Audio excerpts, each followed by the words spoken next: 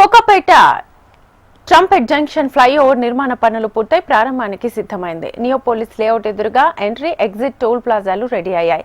Outer ring road ను అనుసంధానిస్తూ ఈ trumpet flyover ను నిర్మించారు. ఇప్పటి వరకు ఔటర్ రింగ్ రోడ్ పై 21 ఇంటర్చేంజ్లుండగా ఈ ఫ్లైఓవర్లు అందుబాటులోకి వస్తే ఆ సంఖ్య 22కు చేరుకుంటుంది. నియోపోలిస్ ప్రాంతంలో భవిష్యత్తులో ట్రాఫిక్ సమస్యలు ఉండకుండా ఈ ట్రంపెట్ ఫ్లైఓవర్ ని నిర్మించారు. దీనికి సంబంధించి మరింత సమాచారాన్ని మా ప్రతినిధి అరుణ్ అందిస్తారు. కోకాపేట ట్రంపెట్ జంక్షన్ ఫ్లైఓవర్ నిర్మాణ పనులు అయితే పూర్తయి దాదాపు ప్రారంభానికి సిద్ధమైంది.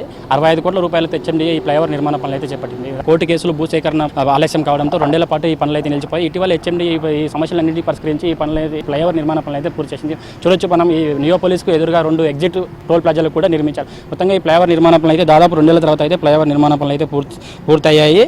ఈ కోకాపేట ఇంటర్చేంజ్ ఉందా ఇప్పటికే ఫైనాన్షియల్ డిస్ట్రిక్ట్ నుంచి వచ్చే వాహనాలతో అత్యంత రద్దీగా మారగా నియోపోలిస్ లేఅవుట్ నుంచి వచ్చే వాహనాలతో మరింత రద్దీగా మారే అవకాశం ఉండడంతో ముందు హెచ్ఎండీఏ ముందస్తు అంచనాలు వేసింది. దీంతో నియోపోలిస్ ప్రాంతంలో భవిష్యత్తులో ట్రాఫిక్ సమస్య లేకుండా ఉండేందుకు ట్రంపెట్ ఫ్లైఓవర్ నిర్మించారు. దాదాపు 1.27 కిలోమీటర్ల పొడవుతో 4 వరుసలతో ట్రంపెట్ ఫ్లైఓవర్ పూర్తి చేశారు.